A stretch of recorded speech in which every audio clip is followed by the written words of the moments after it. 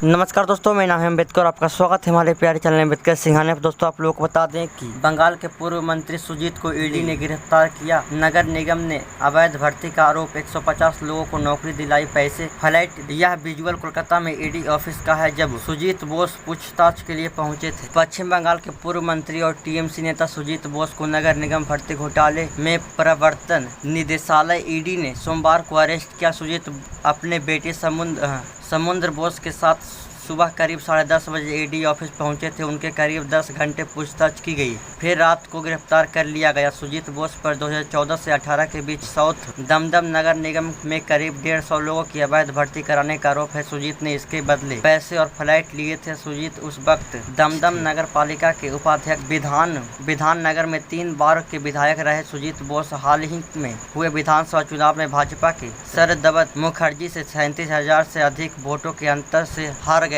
आइए जान लेते हैं क्या है नगर निगम भर्ती घोटाला। कब हुआ घोटाला, जान लेते हैं। नगर निगम भर्ती घोटाला लगभग 2014 से 18 के दौरान हुआ, जब विभिन्न नगर पालिकाओं ने पैसों के बदले नौकरियां दी गई। कैसे हुआ खुलासा? यह मामला 2023 में शिक्षक भर्ती घोटाले की जांच के दौरान सामने आया, जब एजेंसी ने आयात दिल्ली नामक व्यक्ति के परिसर पर छापेमारी। एजेंसी को सबूत मिले। जांच के दक्षिणी दमदम सहित कई नगर पालिकाओं में क्लर्क, सफाई कर्मी और अन्य पदों पर अवैध नियुक्तियां के सबूत मिले हैं। 45 रुपये जब्त किए। ईडी ने 10 अक्टूबर 2025 को 13 जगहों पर छापेमारी की, जिसमें बोस का दफ्तर भी शामिल था। 45 लाख रुपये नकद जब्त किए। सुजीत बोस की गिरफ्तारी 11 मई को 2026 को प्रवर्तन निदेशालय ईडी ने इस घोटाले के सिलसिले में पूर्व मंत्री सुजीत बोस को गिरफ्तार किया है, जो 2010 से 21 के दक्षिण दमदम नगर पालिका के उपाध्यक्ष थे। आप लोगों को बता दें कि 11 दिन में 2 बार पूछताछ, फिर हुई गिरफ्तारी। सुजीत बोस को पश्चिम बंगाल विधानसभा चुनाव प्रचार के दौरान ईडी के कई नोटिस मिले, जिनमें से एक 6 अप्रैल को मिला था, जिस दिन नामांकन पत्र दाखिल किए गए थे। उन्होंने पहले कलकत्ता हाई कोर्ट का दरवाजा खटखटाया था और चुनाव प्रचार में अपनी व्यवस्था का हवाला देते हुए ईडी के सामने पेश होने से छूट मांगी थी। चुनावों के बाद बोस 1 मई को सीजीओ कॉम्प्लेक्स में ईडी अधिकारियों के सामने पेश हुए। 11 दिन बाद दोबारा पेशी में सुजीत को अरेस्ट कर लिया गया।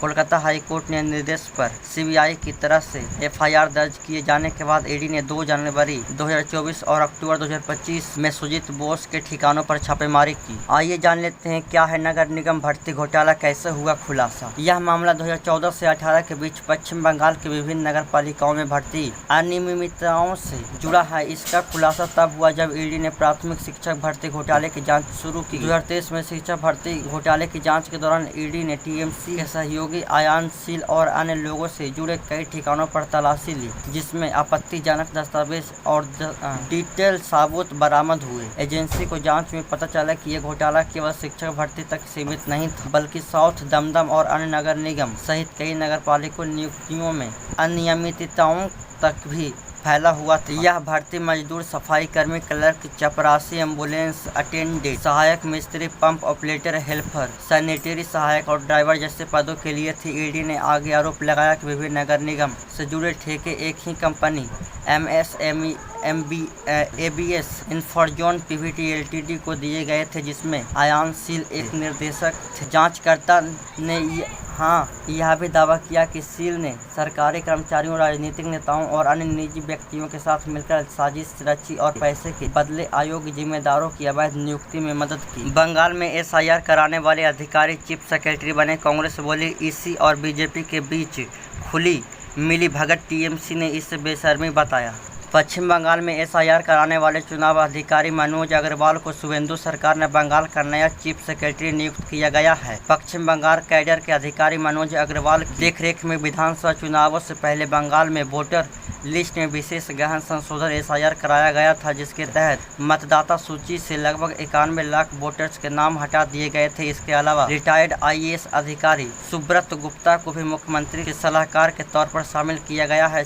सुब्रत को बंगाल में एसआईआर के दौरान ऑब्जर्वर नियुक्त किया गया था। ये नियुक्तियां चुनाव आयोग और बीजेपी के बीच खुली मिलीभगत और साठगांठ को दर्शाती है। कांग्रेस बोले चुनाव आयोग ने चालाकी से भाजपा को फायदा पहुंचाया। कांग्रेस के महासचिव जयराम रमेश ने सोशल मीडिया एक्स पर लिखा कि ये नियुक्तियां ईसीआई और बीजेपी के बीच खुली मिलीभगत और साठगांठ को दर्शाती है। अब तो इस मिलीभगत को छिपाने की कई कोशिश भी नहीं की जा रही है। उन्होंने आरोप लगाया कि ये नियुक्तियां इस बात का प्रमाण है कि ईसीआई निष्पक्ष नहीं था और उसने पूरी तरह से बीजेपी को फायदा पहुंचाने के मकसद से काम किया। रमेश ने कहा, चुनाव के दौरान 27 लाख लोगों को वोट करने से रोका दिया गया। ईसीआई ने बीजेपी को चुनावी फायदा पहुंचाने के लिए इस काम को बड़ी ही चालाकी से अंजाम दिया। टीएमसी बोली, अभी कोई मानता है कि चुनाव निष्पक्ष हुए। टीएमसी नेता साकेत खोगले ने इस कदम को बेहद बेशर्मी भरा बताया। वहीं टीएमसी सांसद डेरेक ओब्रायन ने तंज वाले लहजे में इसे एक संयोग कहा। एक्स पर अपनी पोस्ट में खोगले ने कहा कि इस कदम से पता चलता है कि बीजेपी और ईसीआई चुनाव चुराने के मामले में खुलेआम सामने आ रहे हैं और उन्होंने सवाल उठाया कि क्या अदालतें अंधी हैं या इसमें मिली भगत। बंगाल सरकार में नियुक्त दोनों अधिकारियों के बारे में जानिए। मनोज अग्रवाल पश्चिम बंगाल के कैडर के 1990 बैच के IAS अधिकारी हैं। वे IIT कानपुर के छात्र भी हैं। वे मौजूदा मुख्य सचिव दुष्यंत नारियाला की जगह लेंगे। हालांकि अग्रवाल का शुरुआती कार्यकाल छोटा होगा। वे जुलाई में रिटायर होने वाले हैं। 1990 बैच के रिटायर्ड IAS अधिकारी सुब्रत गुप्ता ने चुनावों से पहले SIR प्रक्रिया के लिए ऑब्जर्वर के तौर पर काम किया। 9 मई को उन्हें मुख्यमंत्री शुभेंदु अधिकारी का सलाहकार नियुक्त किया गया। चुनाव के दौरान तृणमूल ने SIR प्रक्रिया और चुनाव के संचालन को लेकर इन दोनों अधिकारियों के खिलाफ शिकायतें दर्ज कराई गई थी। तो दोस्तों आज के लिए बस इतना ही। धन्यवाद।